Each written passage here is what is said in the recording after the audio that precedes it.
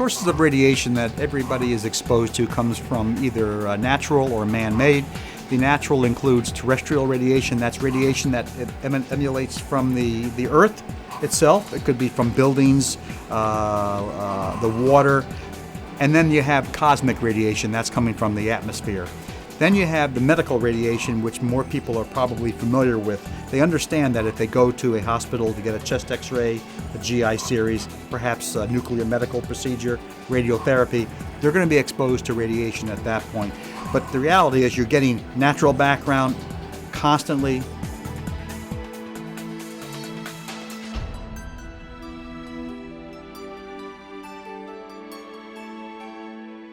From natural background, an individual exposed from terrestrial, cosmic, and radiation that emits from the body. On an annual basis, for somebody living at sea level, the typical background is between 360 and 500 millirem a year, which is equivalent to 3.6 millisieverts and 5 millisieverts.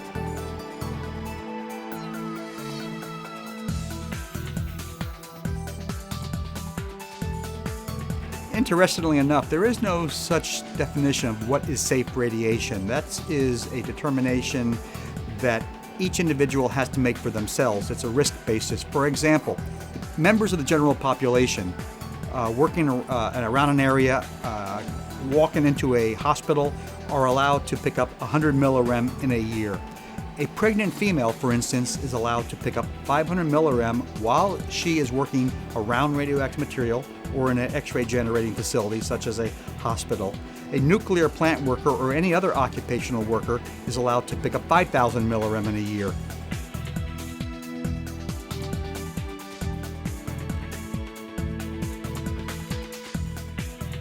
The prevailing winds around a nuclear plant determines where the radioactive materials end up going and what areas of the public they may expose a person to.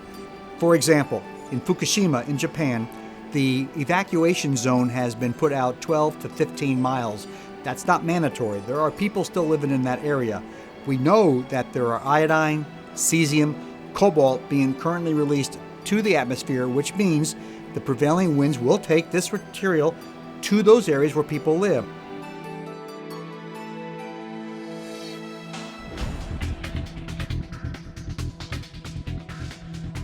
There's been a lot of press because these scanners are starting to show up throughout the United States airports as well as international airports.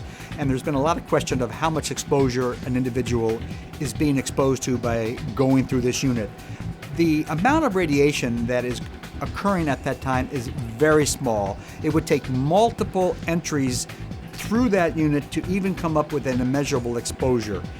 I would say that the concern of a passenger should be a frequent flyer who continuously is in the air, specifically on international routes, is probably getting a lot more exposure than they would by going through that whole body scanner.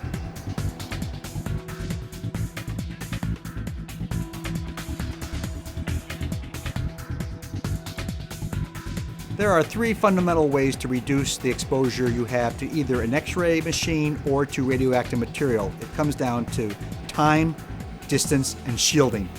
The less time you're in an area, your dose is reduced. The distance from the radiation, the dose is reduced. And the shielding, are you able to put some kind of a shield between you and the radiation? For an X-ray machine, it's only during the time that the unit is energized where there is an exposure. If you are in an area where you're not getting a medical X-ray and you know there's an exposure from an X-ray generating machine, then you just need to leave the area.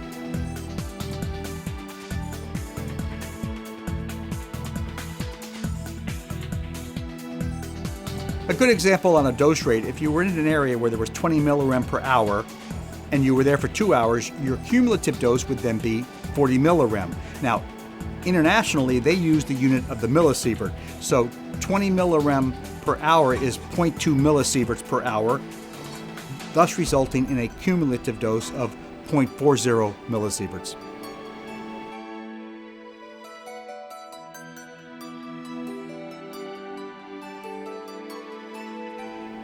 Radiation can't be seen, touched, smelled, you can't hear it.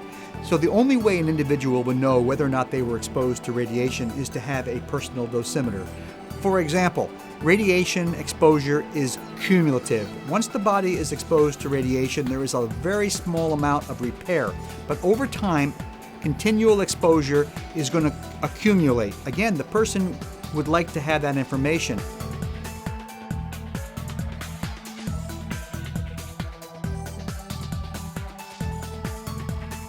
The situation where an individual is not being monitored by a radiation dosimeter, they would have to rely on the news media or a regulatory agency who is stating that there has been an incident of some type in their area where there may be a radiation exposure, it may be radioactive materials, it could be contamination.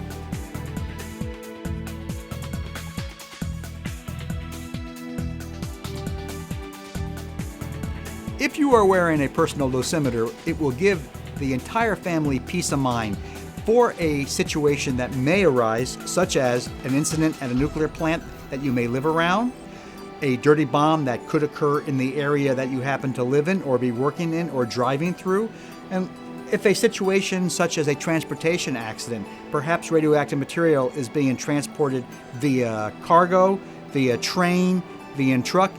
If an incident occurs, you have your dosimeter, you just simply go to a computer that has internet connection, you plug it in, you read it, you know exactly what you were exposed to, and now you do have that peace of mind whether or not there is a situation you need to be concerned with or not.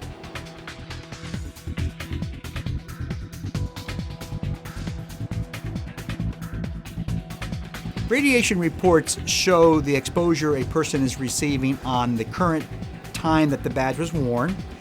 It also includes the quarter-to-date dose they received, the year-to-date dose they received, as well as their lifetime dose they received. And the reason for that is because radiation damage is cumulative. The only way a person knows whether or not they may have a biological effect is to know all of those readings, especially the lifetime exposure.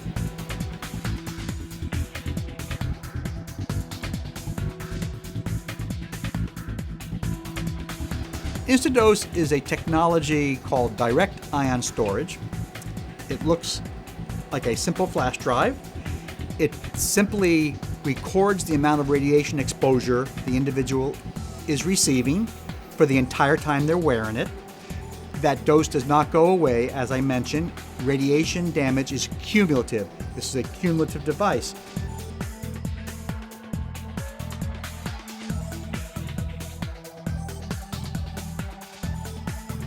The decision as to where you wear a dosimeter is dependent on the direction from where the radiation is coming.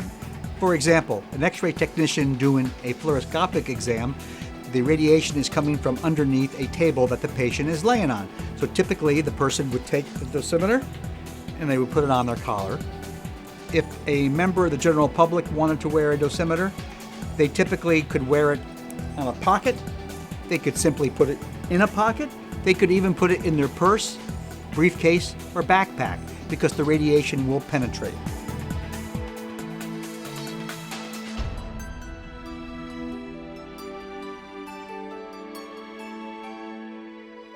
What makes this the dosimeter of choice is the fact that it is fully accredited in the United States, it's accredited in the United Kingdom and other countries. It is the only device that you need not send back to be processed before you get the dose that you received.